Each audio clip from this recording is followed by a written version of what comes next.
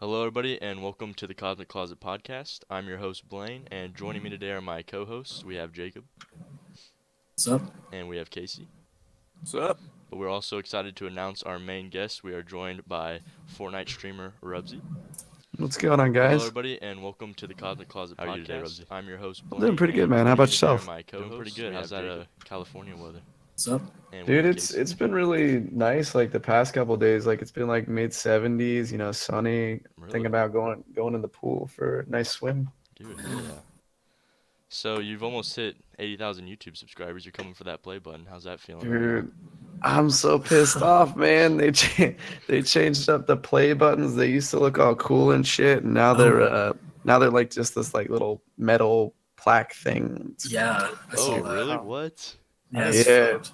It's no longer like a frame with a little silver play button inside. It's just like it looks like sheet metal. Oh, Mhm. what the fuck? Yeah.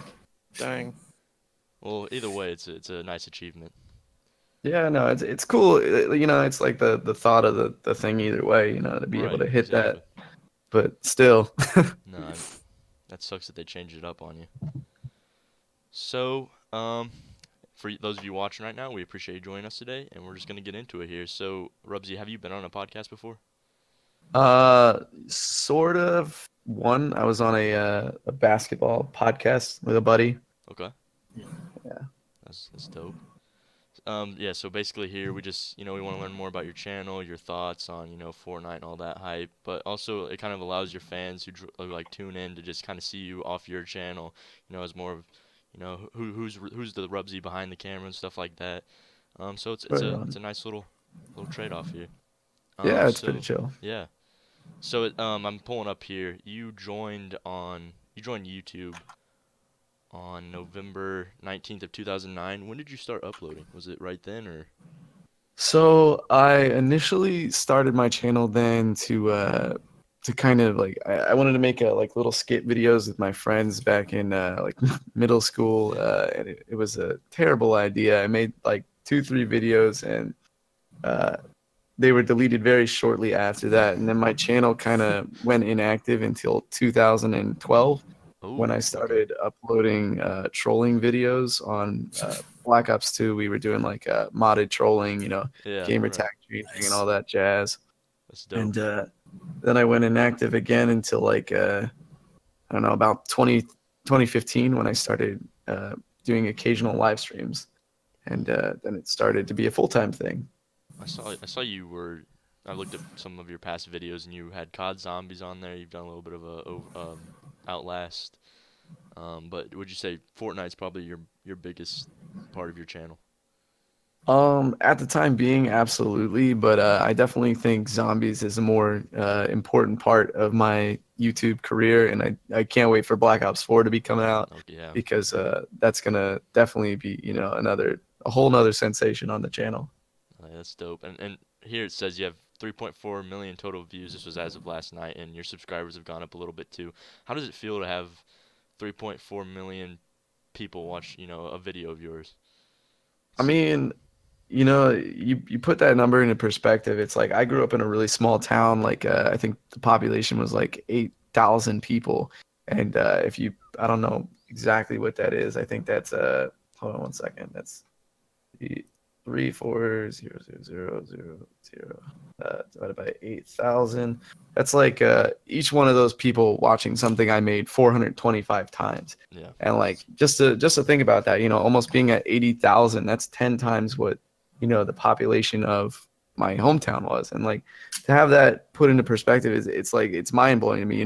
When I made this channel, I never thought something like that was going to happen. I never thought anything I made was going to go viral. There was a point when my ghost video was going around Yep. Facebook, and it had over 60 million views. There was multiple other Wow. channels commenting on it too and posting about it, and I think I watched Yeah. a video where you said you went to a gas station and the attendant recognized you from another video. Yeah. I was Wow. filling up my car, and she said, "Do I know you? You look really familiar. Are you like somebody on the internet?" And I was like, "Nah, just filling up my car." That's crazy. Yeah, so we'll get into your streams a little bit more here in a second, but I kind of want to ask you about where did the name Rubsy come from? Okay, so this is a really, really long story. So, We have I'm all time. ears, dude. We have time. initially when I first made my channel, all the craze back then were the people like, Fred, fucking, just people like Smosh, people that had short usernames on YouTube because it was something memorable. It wasn't like XX Swag Lord 69. Right, yeah. Some you had to, it was to stick something out. like short, simple, and to the point. And so I wanted a 4-letter YouTube username so bad, and that was back, before Google had like actually bought YouTube. So it was like it was a username base, like it was a username and a login. It wasn't an email. And so I had cycled through probably, I don't know, like 100 usernames until I finally had one that was like a 4-letter name that had like a vowel in it, so it like could almost be mistaken for a word. It was Right. SUQP. And what I used to tell people was that the Q was silent, and then I was just being like, "What's up, Yeah, guys?" what's up? Like, and that didn't fly for long. People were like, "Nah, that's fucking dumb." So, uh, shortly after, my channel had gone inactive for a little while, and when I started to come back, they introduced Google Plus, where you could change your YouTube username.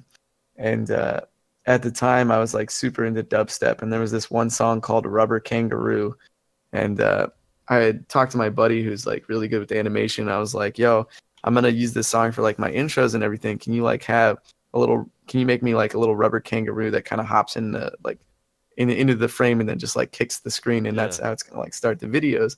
And so I had that for a little while, and then I was like, "Rubber Kangaroo is just like too fucking long for a name."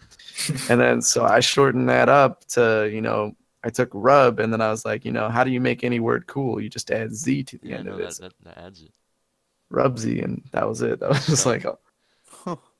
Stuck Pretty there. cool story. So yeah. That's I was gonna ask another question. It was like, how did you make your YouTube identity to stick out from all the other streaming channels? I mean, Fortnite, you could catch any streamer streaming that. So is that kind of just like a way that you kind of marketed yourself more to a bigger audience? um, well, my biggest thing with streaming was, and first of all, it's really hard to compete Mm-hmm. when it comes to streaming because you have people like clickbaiting people, uh, cam girls essentially, who are like half naked on stream, Yeah. and it's hard to compete with that. There was a point where my channel had boomed for a little bit in the summer. I was getting like 600, 700 concurrents a stream, and then the cam girl kind of phase took over, and then I was down to like 30 to 50. And that's the thing with YouTube live streaming. It's you never know what's gonna happen. Like Right. you could be on top one day, the next day you're fucking gone. And the thing that I kind of market myself as to really make people want to stay around is a lot of people are always focused on gameplay. They're focused on only talking to people who donate, things like that. And my thing is like I don't hold back on my channel. The person you see on the screen is the same person I am Right. in real life. I swear as much as I do. I fucking make stupid jokes, and I think the fact of the matter of being the realest person you can Right. be Being on genuine. stream Yeah. is what makes people want to stay around. They see somebody that they can Right. relate to. It's not, I'm not the best Fortnite player by any means. I'm not the best looking dude, but I think I bring that certain aspect of comedy and like relatableness to the stream. Personality. Yeah. People come for the Exactly, and personality. That's a good exactly. outlook. And that's what the advice I'd give to anybody wanting to stream is just be real with your viewers. Yeah. No, that's actually really good advice.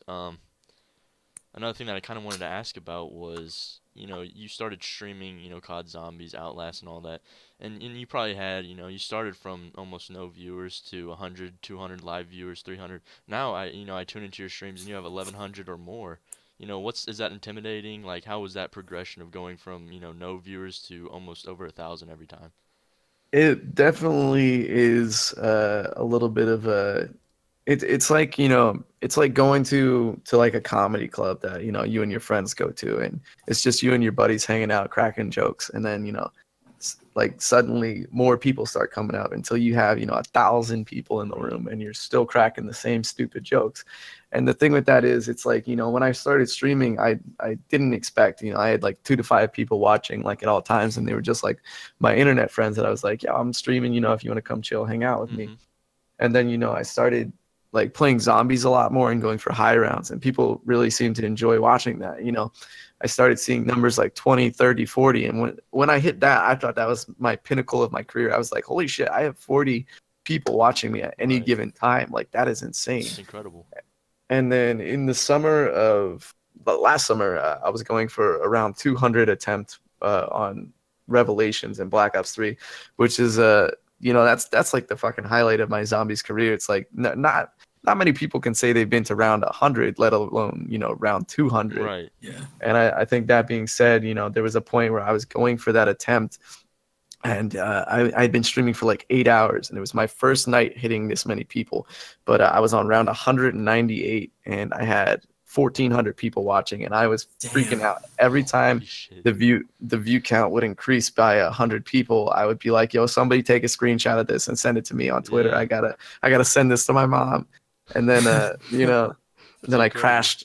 crashed on round 198. The game fucking lagged out, and that was atrocious. But the 198 on COD Zombies. That's insane. the highest amount of people that I ever had watching was I was streaming a Fortnite update. I think it was like a week and a half. No, not a week and a half, like 2.5, 3 weeks ago. And I don't know, right time, right place, right tags, right thumbnail. Hmm. And I started off really slow. Like, it was a dead night for me. Like, normally by like an hour in, I'll have like probably maybe like 800 to 1,000 people watching. And that's awesome. Like, that's Yeah. crazy.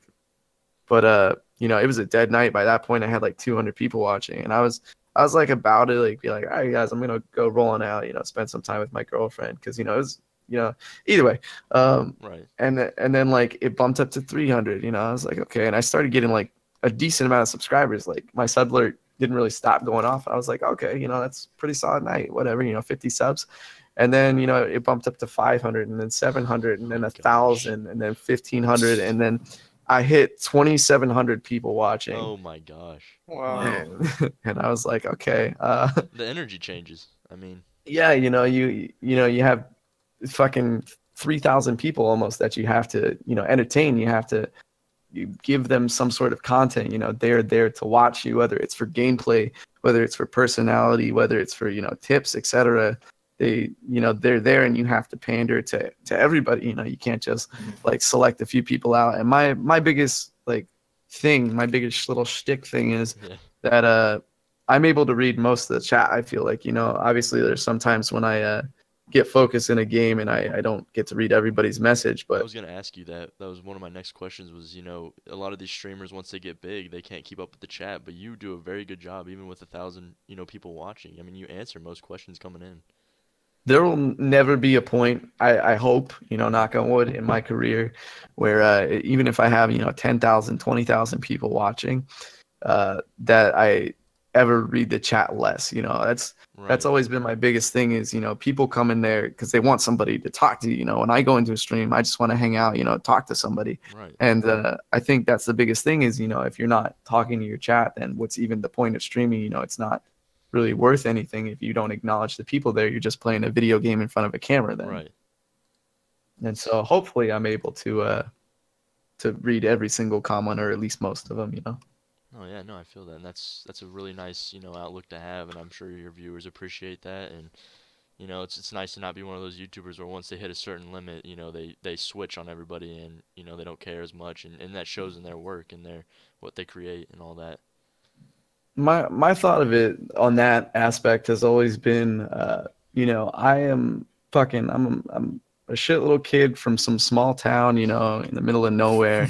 And one day I just picked up a fucking computer and a camera, and I Yeah. started doing stuff. And my thing is, like, anybody could do that. Literally anybody has that potential, and anybody could be sitting in the chair that I'm sitting in doing what I'm doing. And so that, hopefully I'm able to stay, with that kind of outlook. I don't ever want to be at the point where I'm like, oh, I'm better than somebody because I have 100,000 or 500 or 1,000,000 subscribers, because that's anybody could have done what I did and got to the point where I am. And it's just, a matter of fact. It's like I got lucky, right place, right time. Right. And I think that this ghost streams probably helped you too get a little bit more out there. I mean, like Oh, I said, a lot absolutely. of channels picked up on that and spread your face around. So I guess I wanted to ask you another question was, as a streamer, what would you say is the best part of streaming and what's the, worst or most challenging part? Okay, so there's definitely a little bit here.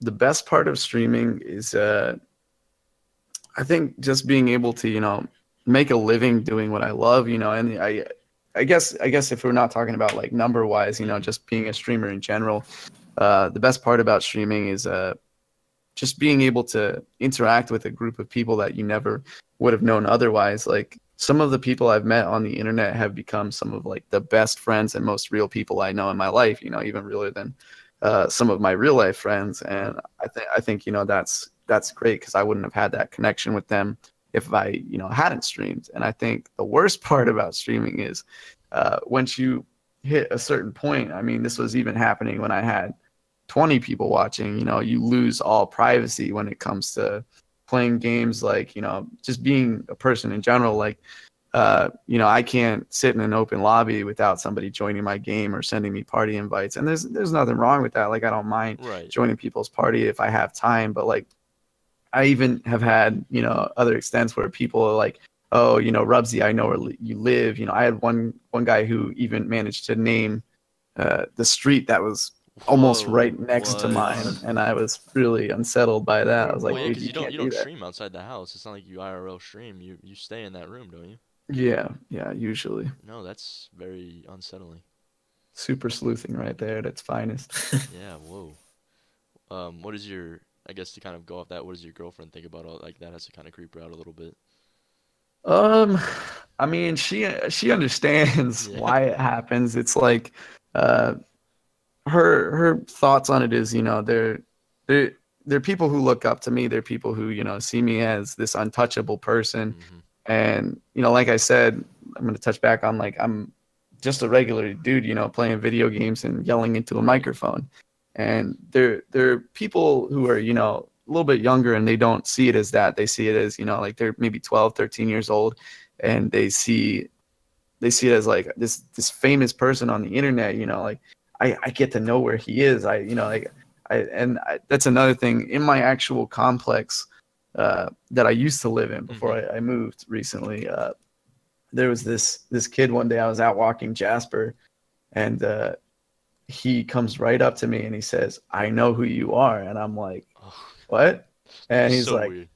"Yeah," he's like, "You're Rubzy from YouTube," and I'm like, "Holy shit!" And I was like, "Nah, man, I don't know who that is." And his buddy, and I guess it took him by surprise at first too. Like he didn't really realize that like who I was at first. He was like, "Is that him?" Like I'm gonna Yeah, say that's him, right. and if it's and so then I was outside another time, and he was with a little gaggle of his friends. Like there was a lot of them, and they were talking about YouTube and whatnot while they were like petting Jasper and everything.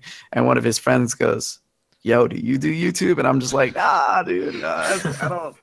And I think that's a thing that people don't understand about YouTubers and people in general is that like like I said, I'm like fucking, I'm a normal dude. Like sometimes I just want that privacy. Yeah, It's like right. sometimes anybody just wants to like go in their room and just chill. And Yeah. that was a big thing for me because immediately I had to go into my blacklisted words, blacklist all forms of my address, my Oh my street God. address, like the name of my street, because I didn't want that kid coming in some off chance and being like, "Yo, guys, Yeah, this is that's where that's Rubsy that's lives." actually very unsettling. That's like tracking your IP, and because if you didn't show your house, I mean, he had to find it some other way.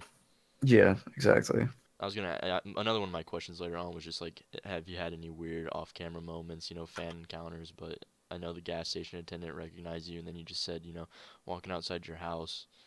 But Um, yeah, anything there else really? There have been actually quite a few ghost related encounters. Really? Yeah, I uh, I live near Los Angeles, and back then I was still working for a film production crew. Mhm.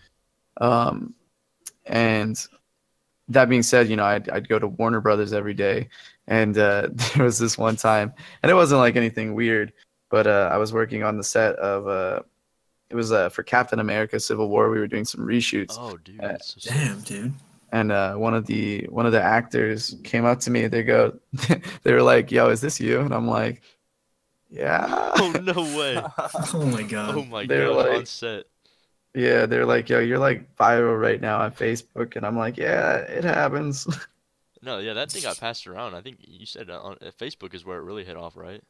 Yeah, that was well, there was this Spanish YouTuber who contacted me. His name is Zank. Mm-hmm. He has 11, almost 12 million subscribers, I think.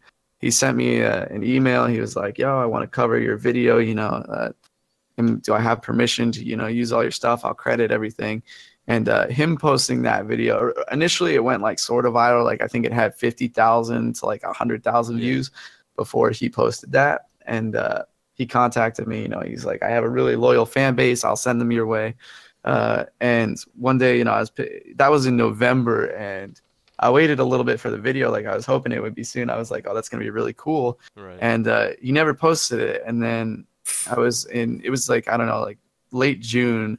I was at the airport picking up one of my buddies for VidCon, and I checked my email, and it just said I had 800 new emails, and I was like, "What the fuck?" Shit.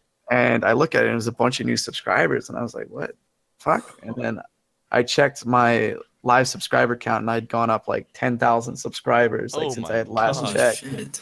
And I was Jeez. looking at comments, and they were all like, "Yo, I'm here from Dross, this dude." And so him posting that video is what made it, other people on Facebook picked up on it after that. Right. That's awesome, man. Yeah, so that was I quite might the actually, I have a experience. clip of the. I wanted to play it here. Throw it up here. I have a clip of. I believe this is the second. This is from another YouTube channel, the Hidden Underbelly. They did like a highlight reel for it.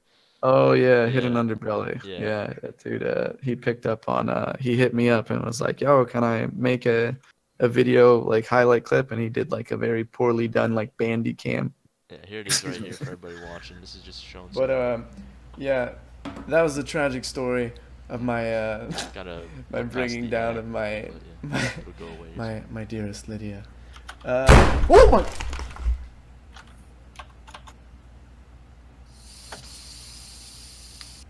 The fuck was that? So the light turns on and off. The doors are slamming behind you. Mhm. Oh, I watched this video. I didn't even realize this was That was- you. that Oh my gosh. This. I think. Oh my, that's weird. Yeah, no, this is a And- very weird photo.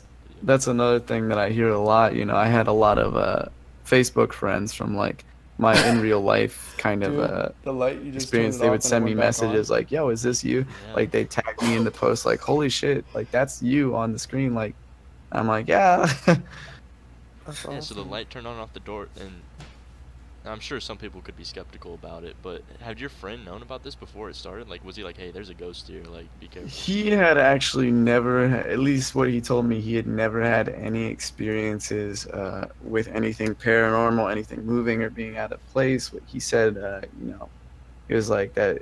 I sent him the video. I called him in the actual stream, and I told him, and he was like, "Haha, funny." I was like, "Dude, open up my stream right now." And like he was watching for a little bit, and then he saw the box fly off the table, and he lost his shit. Oh my He God. was sending me texts. He's like, "Yo, I'm on my way home right now," And Same. Like I'm watching. I not like talked we to a needed- couple people who like, Guys, fuck it's not with like we needed paranormal any shit. something. Honestly, it could have just been, it was upset you were filming. It was upset that you're a new person in the house, Right. like just, and it wasn't until I went back, because I went back for the release of Outlast 2, and that was like a big mistake. I've seen that one, and like people in the chat were like, "Why are you doing this?" Like, Yeah, when I went there that first time, the entire time until my buddy got there, I was skeptical. I was like, this is probably something's rigged up. And once I was leaving and I was filming around, there was a point where like even the chair just like slid across the oh floor. my god. And I was just like, it's not this. There's no way. And so I left. I was like, I wasn't entirely sure what had just happened. So I didn't really think too much of it. And then when I went back for Outlast 2, I thought, I was like, I'll be fine. I've been there before. A couple doors will slam. Maybe some shit will fly off the Right. table. I'll be all right. But the second I walked into that room, like it just felt unsettling. Like the air felt cold. I felt like I shouldn't have been there. And everything was entirely different that second time. There was a point in the video I had set up my phone to act as a movable camera Mhm. because the camera that I'd been using to record the stream was like plugged into my PC. It was like a wired webcam. Oh, okay, yeah. And so I had downloaded an app to use my phone as a camera, and I walked around. And there was a point when I got from the point that I got up until I got to the door. I don't remember any of that. All I remember is from what I saw. And then once I came to, I was just standing right in front of the door, Oh my and god. I opened it, and I opened it up, and then I closed it, and I opened it again, and I was like, "There's nothing attached to it." And then the second time, as I was reaching to close it, it slammed right in front of me, and I was like, "Yeah." You don't have to answer this if you don't want to, but like, was this an older house or older complex or? Um, I don't know the exact age of that specific complex. I know most of the complexes and apartments in that area are they were built in the 70s. Okay. So I don't think it had anything to do with age Right. necessarily, as more so the location, because the location is near Los Feliz Boulevard, which is apparently just essentially one big Indian burial ground. Oh So my god. Oh shit. That's Jeez. probably what it is then. That's insane. yeah. Did your and you don't have to answer this one either if you don't want to, but did they end up staying in that place after all this, or did they? Yeah, he's had no problems. Oh my I've gosh. talked to the dude. They've had no, like, he's had no activity other than directly after the second time happened. We called in some specialists who deal with that kind of stuff because they Mhm. reached out to me, and they went in with a bunch of snazzy equipment and shit like that. And they did some recordings with this special mic. I think it's called like an EVP mic or whatever. Oh, okay, yeah. And they, it was fucking spine curling. Like I got to hear the audio from it, and it's like it's almost, it was like somebody was talking into a tin can. It's this little like young sounding Like a voice, distant, you know. and it Yeah. just kept saying, "I'm hurting, I'm hurting, I'm hurting," and it was the Oh my God. freakiest. This And is horrifying. it's I've never felt chills go down my back like from when I heard that. And there was another point too. I went back to the apartment to, this was after the first time, to pick up my uh my equipment because I left most of my shit there because I just wanted to leave. Mhm. And so I went back like 2 days later to pick up my stuff. And they I I was with my buddy, and I took some pictures of the place and tweeted them out like, "Yo guys, I'm back, like just chilling, nothing's happening, no activity." And somebody tweeted me back the same photo that I had uploaded, and they had brightened it up a little bit, and you can see in the doorway what looks to be like a little girl just Oh, standing no there. way. Oh, And I'll try and find that tweet for you here in a second. And I'm just sitting here like, haha, that's hilarious, sure. Good Photoshop. And then Right. I took my original picture, and I put it on Instagram and turned up the brightness on a filter, and sure enough, there it was, the same thing I saw, and I was like, oh, that was there. Oh my gosh. And when you were streaming, you had the camera pointed and you could see what was happening behind you that entire time. I mean, you're just waiting for this stuff to happen. Which is, Yeah. I mean, that's insane. Like, it's stuff that you would see in like a horror movie. Yeah, it's Insidious. you don't expect that. My thing was like, I never believed in paranormal related activities. I always thought there was an explanation for it until I was put in a situation where it was happening to me. And that's the thing that I always tell people who will comment things on my video or in my streams like, "Oh, it's fake." It's like, dude, I was right there with you, but like, you don't know until you're in that situation, and when you are, it's like there's a whole nother experience. Like Right. you can't ever know until you've been there, and it's some fuckery. Changes your outlook too, yeah. The first stream, you obviously weren't there to capture a ghost. Why were you at your friend's place? Just like, So my buddy that I had worked with, and again, all of his stuff, he asked to remain of course, yeah. anonymous because he didn't want his house to become a tourist attraction. Right. And he fuck, I forgot. Oh yeah, the question, right? He worked with me for on at the time we were both working at Discovery Channel. I was a second assistant editor. He was a first line editor, and so he was doing a VTR shoot, which means like he was the on-set editor. Mm-hmm. So anything that they recorded, they just instantly handed it right to him, and he did the quick mock-up editing of that. And he was going to be out of town, like 3 hours south of where he lived, for the weekend to just for the shoot. And he was like, "Yo, I just need somebody to watch my cat and my dog. Can you do that?" I was like, "Yeah, I usually stream at night though. Can I just have your internet stuff?" And he's like, "Yeah, sure, no problem." And yeah. That's I didn't know you had these prior jobs at Warner Brothers and at Discovery. I mean, how did you get into that? So I went to Full Sail University for college in Florida, and it was the biggest waste of time and money I've ever had. At least for somebody attempting to get into the film Right. industry. And I I was there for the longest time. I took out about half the time that I was supposed to be there before I graduated. And I was talking to one of my teachers, and they were like, I was asking them, what's the best way to get into the industry? Will this school actually help me out with that? And they basically said, if you can get a job out there, don't stay here, because nobody in the industry asks for your schooling. They don't ask for any of that. And I was like, you know what? I don't have a job yet, but I have enough saved up. So I talked to one of my buddies who was thinking about dropping out and just hunting for a job as well. And we drove across the country and moved to California on a whim. And I just sent out I went on IMDb, and I started looking through movies in progress of being filmed. And I said, hey, do you need anybody? I'm willing to do anything you need, whether it's coffee running, whether it's fucking filling out papers, anything. Right.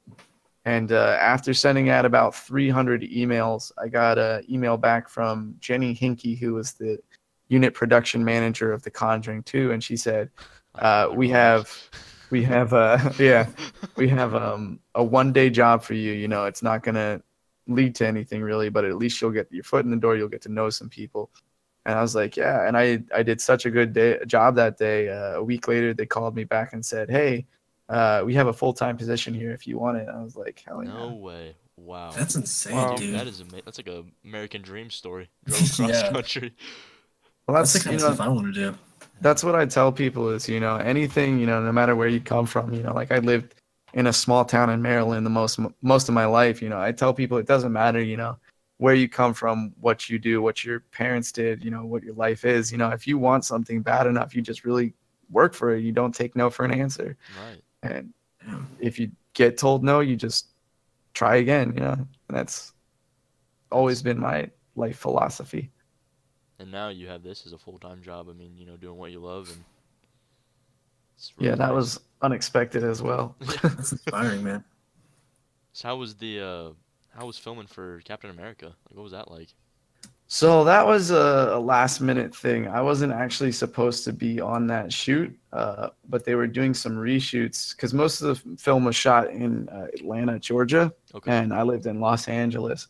But the reshoots were being done in Los Angeles, and I got hit up by a friend that worked on The Conjuring 2, and they were like, "Yo, we need somebody to do VTR tech editing," which was the like the on-set editing, just for some of like the basic mock-ups for the footage. And I was like, "Oh yeah, okay, I'm free. What's it for?" And they're like, "Oh, it's for Captain America, Civil War, the new movie." And I was like, "Yeah, I'm absolutely Yeah, free. of What do course, you yeah. need?" I'll be And there. the coolest moment on set with that was I was sitting in base camp, which is like where they have all the actors like trailers and everything. Oh, okay. And I was sitting on my laptop playing games because I hadn't been given the footage yet for the day, and I was essentially useless until they Yeah. handed me that footage. And I hear a voice come up behind me, and the guy was like, "Shouldn't you be working instead of wasting company time?" And I'm like, "Oh fuck, this is like an AD or something. I'm about to get my ass chewed out." And I turn around, and Robert Downey Jr. is standing there, What? and I'm just like, What? "What's up?" Oh And my he goes, God. aren't you a little young to be working on a film shoot? And I said, well, sir, I'm 20 years old, so yeah. And I had like a good 30-minute conversation with the dude. You know, the guy you see on the screen is the same guy that he is in real life. You know, he doesn't play a character. He walks onto the screen and he is Robert Downey Jr. That is awesome. essentially. That's Wow. incredible. I was gonna say, like, did you ever run into any of those guys, or Chris Evans or anyone like that? But yeah, Oh yeah, Robert Chris Downey Evans too. Jr. You saw Chris him? Evans. I met Chris Pratt too on the Magnificent gosh. Seven. Oh, you worked yeah. on Magnificent Seven? Yeah, in Louisiana, I got flown out for about a month to work on that set, and it was the worst, most miserable time of my life because it was about 110 degrees there with like 90% humidity every day, and they have very big bugs in Oh, Louisiana. You have quite the resume, though. I mean, those are all incredible films, and the fact that you got to meet all these people is, once in a lifetime opportunities for most people. Definitely, it's something I didn't necessarily expect to start where I did by any Right. means, and it doesn't happen, every day. Or it's just all about having the tenacity to shoot for that. Like don't settle, shoot for what you want. Oh yeah, that's good stuff. What was the best set you've ever been on? Oh, hands down, The Conjuring 2 is the best set I've worked on, and I'm a little bit biased because that's the first movie I worked on per se. But it was so cool because The Conjuring 2 is based on a true story. It happened in Enfield, England, in a little house, like a duplex house, and I read up on the video or the situation, and I watched videos of the actual house and saw what the actual house looked like, and we recreated that entire house, like tile for tile, wallpaper for wallpaper. Like everything was completely recreated inside a soundstage in the Burbank Warner Brothers Studios, and I think it was absolutely incredible. Some of the stuff that they had there. I got to be the makeup dummy for Patrick Wilson. Really? Oh my gosh. Yeah, there's one spot in the movie where he gets. I don't know if you guys have seen it, but he goes into the basement area and he gets a steam burn on his eyes, and they needed somebody to like play around with like what the look would look like before the actual scene happened. And so they pulled me into the makeup trailer and they tried like, I don't know, like 20 to 30 different variations of that on me until finally they found one. The lady who was doing it, her name was Eleanor. She kept doing all these like waxy boil things on my face. Because that's what happens when you get a steam burn. Right. And she kept taking it off every time. She goes, "It's not sexy enough." I was like, "No, but it's realistic." And she's like, "No, but if you have to look at Patrick Wilson for another 30 minutes after that happens, do you want to look at these nasty ass boils the whole time?" And I'm like, "You know what? You're right." Jeez. Yeah, no, that movie was. It sounds like they did their research on that one. Yeah, absolutely. So I guess to kind of end the little ghost segment, I guess for 100,000 subs, once we hit that, we won't be seeing a 24-hour live stream there. Well, I haven't decided on the location, but when I hit 100,000 subscribers, I did plan to do a 24-hour live stream for charity. Oh. And it wouldn't be a bad idea to do it at the haunted apartment. I guess I was just throwing that out there as a joke, but I mean, it'd be a great source of views for it would. sure, and as well as Charity, of course. I was gonna say as well as I'm sure it would get a lot of donations for the charity, Right. so it's not a terrible idea to risk my life for a good cause, I guess. His final stream.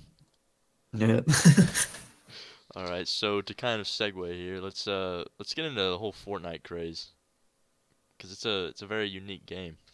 Absolutely. So I guess why do you think Fortnite is popular? I mean, we have PUBG, we had H1Z1.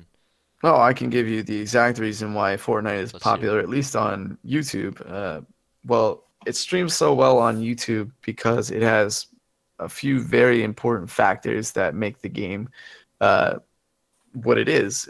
First of all, it's a battle royale game, and battle royale games have always done extremely well. It's like you look at PUBG when PUBG was like the first real battle royale game that came out on YouTube. it was like all anybody ever wanted to watch. So it fits the battle royale genre, which is what's really big right now. Second of all, it's free to play no matter what console you're on.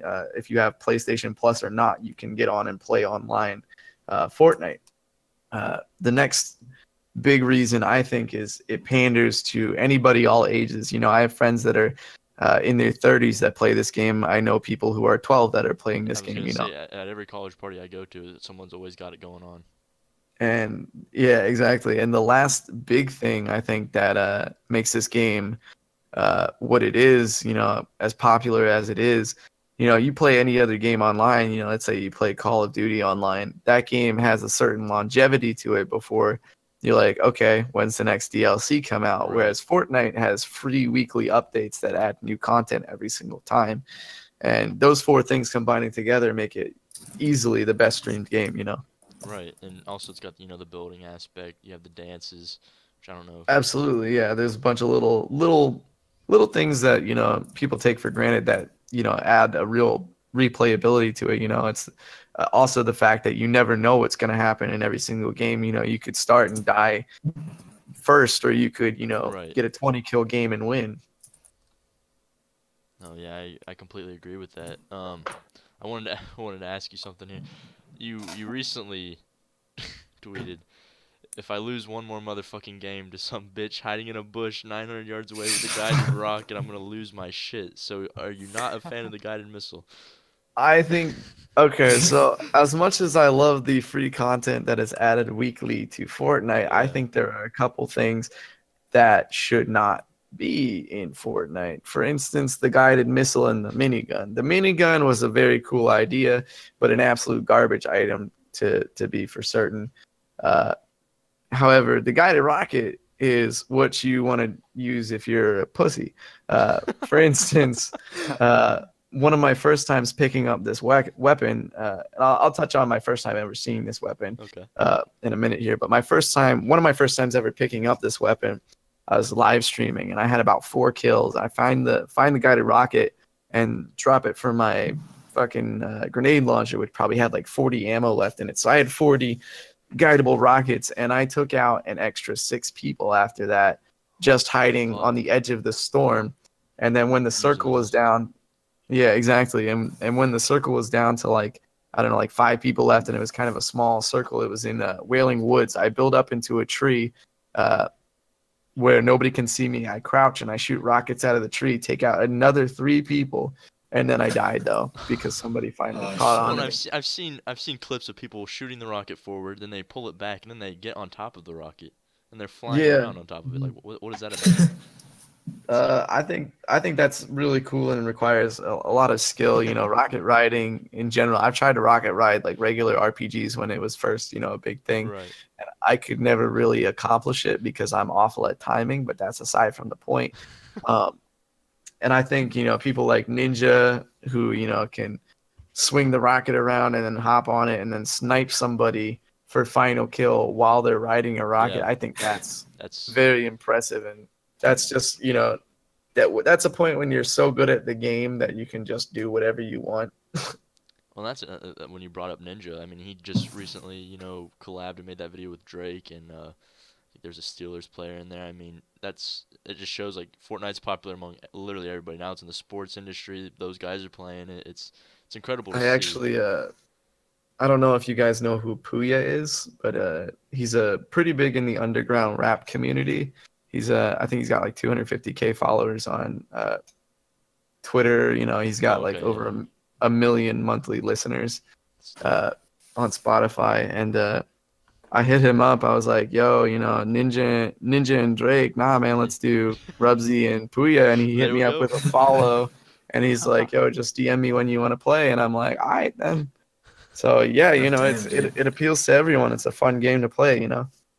And I was gonna also like, I mean, yeah, it appeals to everyone. How long do you think this will last? Like this whole Fortnite craze? I definitely think, I think it's gonna lose a lot of traction with Red Dead Redemption 2 and Black Ops 4. I think those will be the Fortnite killers. I don't think it's gonna be entirely gone. I think we're still gonna see. You know, if you go on YouTube Gaming, you see how many people are streaming the game. I think we're gonna manage to see still at least uh, anywhere from 200 to like 500 people still streaming it. But I definitely think, you know, it's not going to be the 1,500 to 2,000 people that stream it now. Right. Yeah. Yeah, It's I mean, insane right now. even with all that, those two games, like it's still a unique game on its own. Like, Absolutely, yeah. It's it's very unique. You know, it's a game. You know, there aren't many battle royale games. There's a couple, you know, mini ones that are kind of developing because you know it's the craze right now. So all game developers are making one. Like there's the Darwin Project. There's PUBG, H1Z1. You know, Right. things like that. But Fortnite is the only one of its kind in its caliber, of my opinion. In my yeah, opinion. No, I think yeah, and it's easy to obtain now. I mean, it's free for Yeah, yeah. absolutely. That's one of the biggest parts of it. You know, it's free. Anybody can get it. So I guess the Fortnite's definitely a big part of your channel. If you care to share, like, do you have any ideas on future content? I mean, you mentioned that collab with Puya. You got any other ideas brewing that you care to share? Yeah, definitely. I'm currently working on a rap album. Oh, really? Yeah, I'll link you. I'll put the little album art here in the Discord. Oh, throw that up here. I I've been working on this. I started like writing some songs back in like late or like early middle 2017. You know, kind of as jokes and. It was god awful. I thought the lyrics were really good, but my timing, my flow, and my sound was just always off. And you know, I sat down and I told myself like, this is something that I really want to be able to do because I've always been like very passionate about rap, and I think right now it's really taken a bad turn with mumble rappers and all that jazz that's just like garbage. And Right. I think lyricism is really lost in rap. And so I've always wanted to do something about that. And so, you know, I finally just got my shit together. I started working on practicing with flows, you know, practicing on my sound. And I finally got comfortable to a point where I'm like, okay, I can do this. And so I'm currently working on, I actually have the lyrics to a song I was working on right before I called you guys up right now. But I'm working on a 7-track album right now. I'm going to try and shoot for 10. But I don't know how well that's going to end up working out. But either way, 7 minimum for sure. Right. man. That's awesome. Can we find that on like SoundCloud or? Yeah, it'll be on Spotify. Give me 2 seconds, guys. I think someone's at my door. Oh, no problem. I'll throw up this album real fast. It's a cool album cover. Yeah, no, that's dope. Yeah, where else to advertise that than the Cosmic Closet? Oh yeah. False alarm, next door neighbor's door. Well, I thought we had a live fan encounter. Yeah. Yeah, so I don't know if you mentioned like when did you start like getting into, wanting to make music? Was that before, you started streaming or?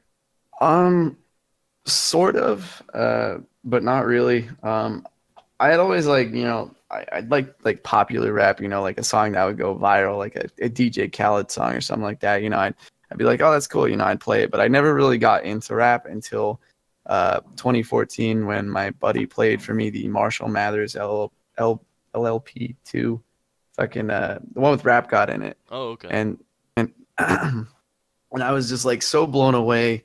You know, I'd heard Eminem songs before, but I never really like listened to him.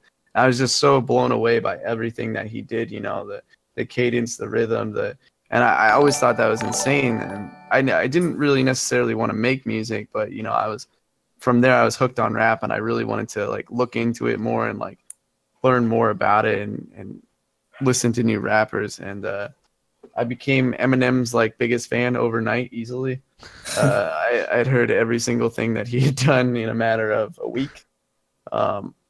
And I obviously think he's the best. I think Logic is damn near close as well. Oh, I love Logic is honestly, I'd say, my biggest I was gonna say, this inspiration right album now. kind of reminds me of Logic's kind of, style with his Yeah, covers. yeah, that was it definitely had some influence on it, like on what I had for the idea. But yeah, you know, from there, and it wasn't until like later that year, like towards 2015, when I started, you know, my buddies and I would be in college, and we'd be taking a break to go get some food or something, and we'd like find a random beat on YouTube, we'd throw it on, and we'd like kind of freestyle to it, like joking around. And I was like, you know what, that's actually really fun. So, you know, I didn't really pursue it until, like I said, you know, early to mid 2017 Right. when I just got, I was so fed up with, you know, that was like when Lil Pump and like Lil Yachty and all them like started like Yeah. really, like people were bumping it all the time. And I'm like, this is garbage. This Yeah, is like that's any, all I'm saying. Like, I don't right. know. It's like anybody could do what they're doing. And it's like that thought clicked to me. It's like anybody could do what they're doing. It's like, but I could do it better. Yeah, You know like what I why not mean? me? And so I started writing. I scrapped like the first couple things that I did because uh, I played them back probably like a month ago. And I listened to them and I was like, holy shit, I was so offbeat, so off flow. I sounded like emotionless, expressionless. You know, it's like that's not what I wanted to do. You know, so I've been sitting here writing I'm really taking the time to write these songs. I Right. think it's been taking me about anywhere from like 3 days to a week per song, and I think that's gonna really make them decent at least, you know. Oh, yeah, that's awesome. And you have a fan base now that will listen to it. Like, I mean, Oh yeah, definitely. Yeah, I've released a couple like joke like diss raps.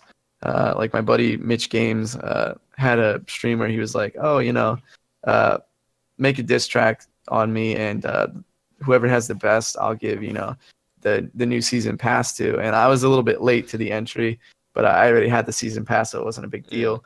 But I threw that up, and everybody was just like, "Damn, that was the best one," before like he was even done with it. Like, Oh my gosh, dude, that's incredible. No, that's and how long did it take you to make this album cover?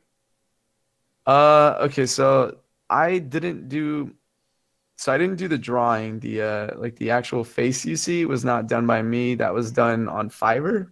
Okay. Paid somebody Oh, 25 bucks. nice. The spacesuit, the background, all that jazz, that was done by me. I'd say that probably took maybe like 30 minutes. Okay. Damn. I mean, it looks very, very professional. I mean, it looks like you spent a lot more time than that. Well, thank you. Yeah, hey, it's good stuff. Yeah, I mean, Fortnite is probably gonna stick around for a little bit. You got songs coming out. Your channel's growing. Um, like, where do you see yourself a year from now? I guess on your A channel. year from now, I definitely hope to have at least released like hopefully 2 albums.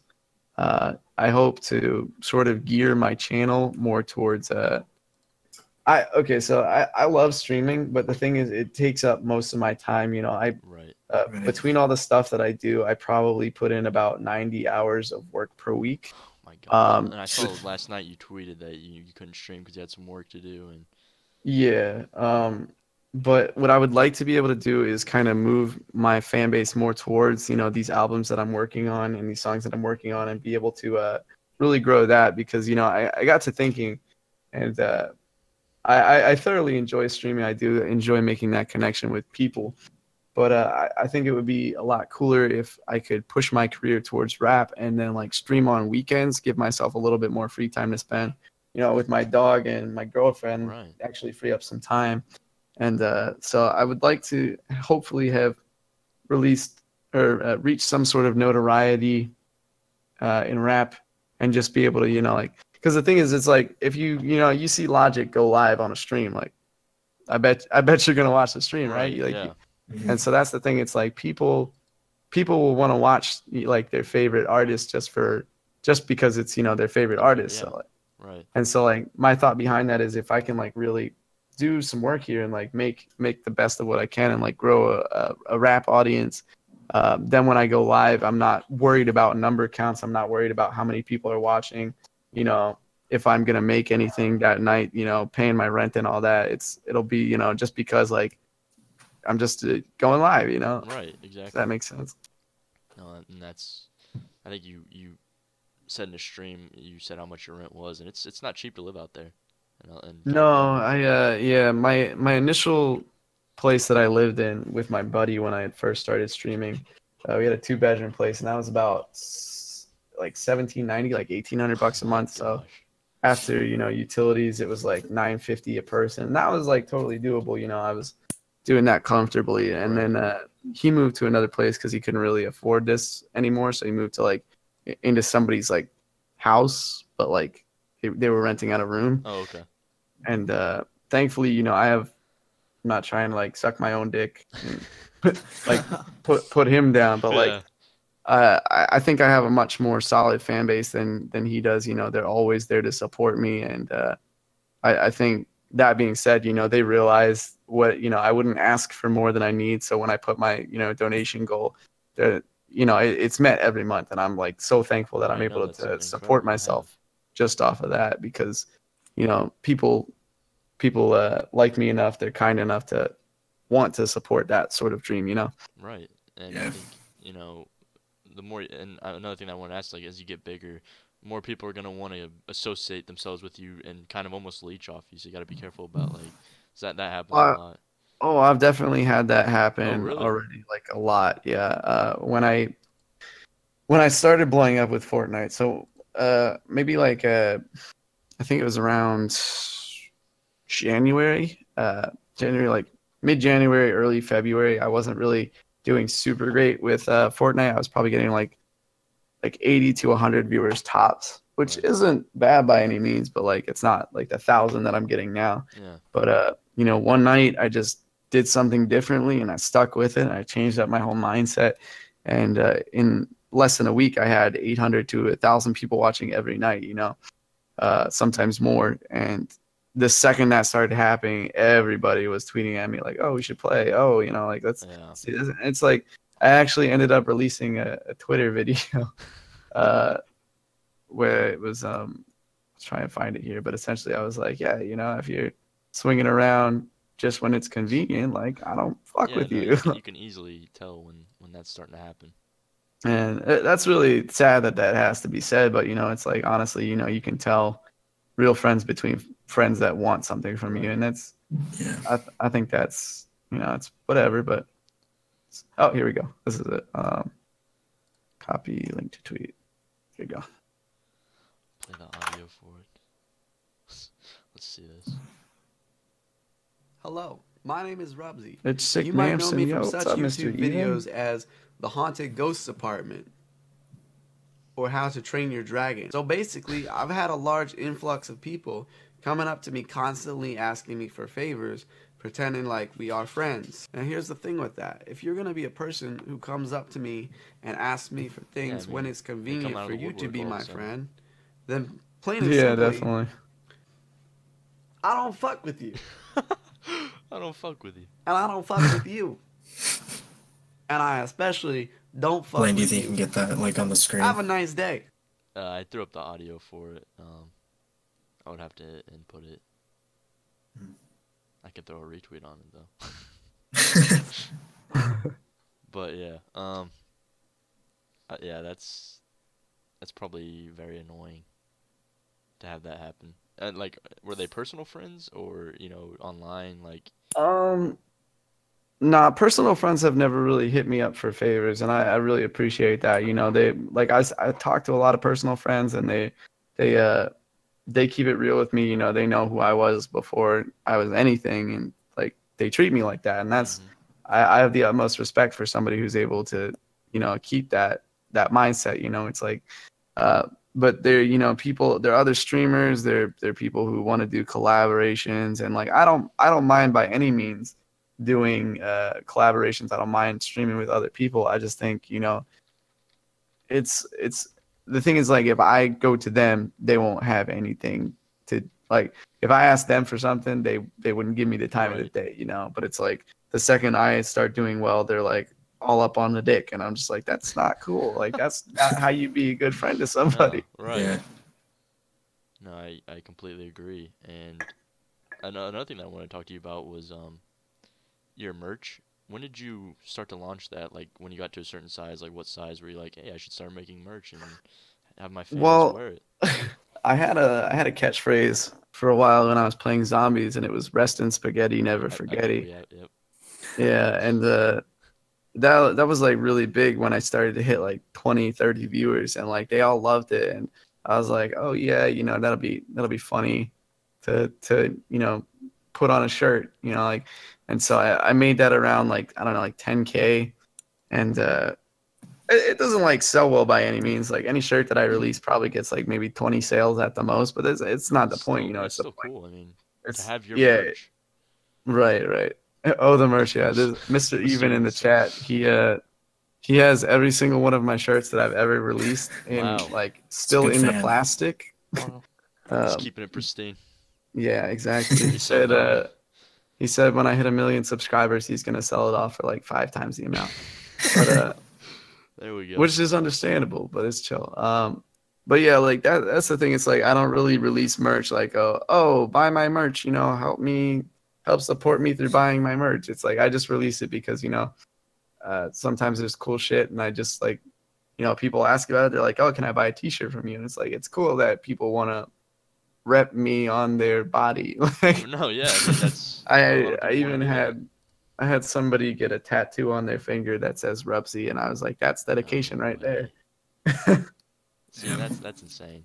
Like, that's awesome that you have a fan base like that, and I mean, ultimately, and that's another way to like, I mean, merch is like just like donations. I mean, you know, they're supporting you through that, and they get something out of it, you know, just like on the streams. So Yeah, absolutely. it's a very interesting, you know, aspect of the channel. I mean, does anyone else have any questions for him? We've touched on everything that I had. Nah, man. I think it did a good job. No, I mean, Everything went good. you've got quite a channel. You're only going up. You're gonna hit that play button soon. Knock on wood. No, everybody subscribe if you haven't. But yeah, no, I mean, I guess one thing that I did want to ask you was your stream thumbnails. I mean, how long does it take to make those? Because they're always Oh yeah, do you make those yourself? yeah, like Honestly, I'm a lazy bitch. It takes me probably like 5 minutes tops to make a thumbnail. You know, I find PNGs on the internet or I cut them out if I, you know, have the time, and I'll drag it on like a Fortnite background, do some I saw you saturation, you cropped know. a Fortnite pistol in your hand. I was like, whoa, that looks Oh yeah, that was looks a pretty buddy clean. actually. A buddy made that for me. He was like, "Yo, Nick, you tired of using the same thumbnail over and over again?" I'm like, "Not really." And he's like, "Well, I made you one if you wanted." And that's actually not my hand. That's my buddy's little sausage fingers. He cropped his hand in there and put the gun in there, and I was like, "That's cool." Yeah, I was like, that's impressive.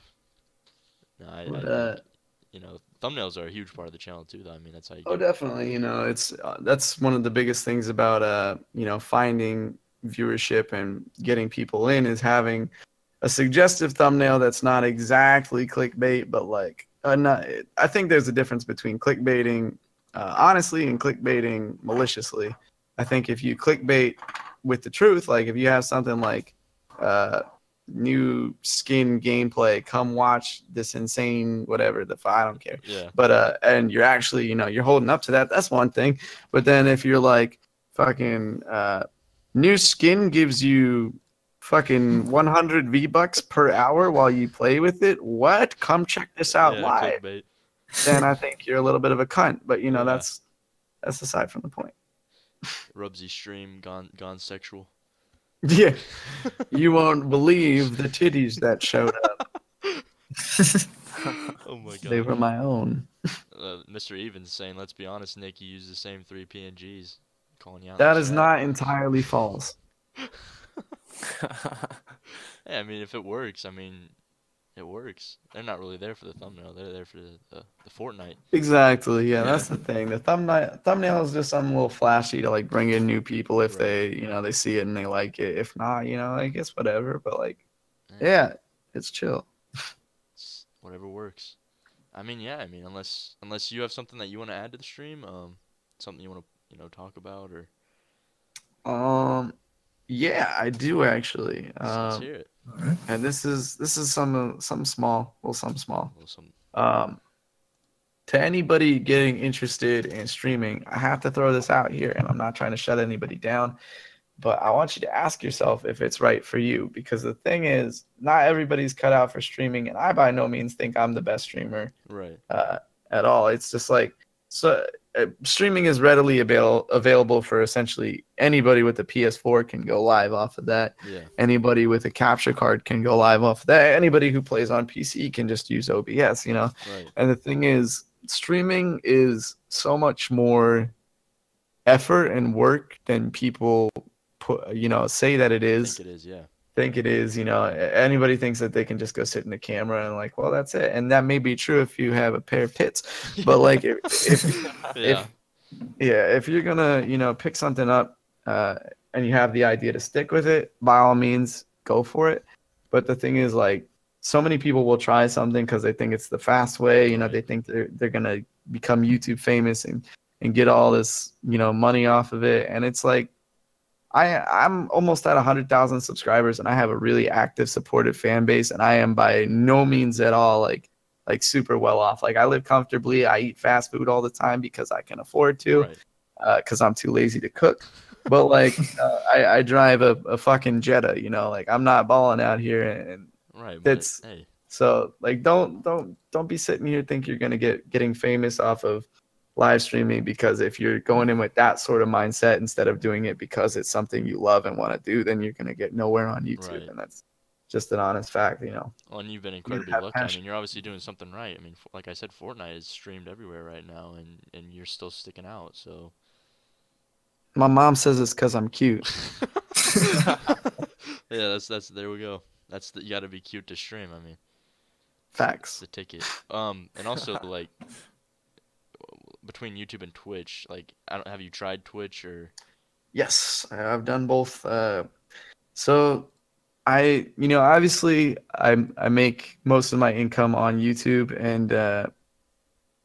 and I think the majority of my streaming career will stay on YouTube. But I think YouTube, the way the algorithm works is it gears you towards one thing. If you stray away from that thing, your channel will suffer from it. Like, for instance, I stream Fortnite every single day and get anywhere from like 800 to 1,200 viewers. But however, when Far Cry 5 came out and I streamed that on YouTube, I barely broke 100. And that's the Really? YouTube algorithm at its finest. It essentially tells these people that are subscribed to you, if they subscribe for Fortnite, and if you're not streaming Fortnite, then they're not going to get the Yeah, notification. I don't see it.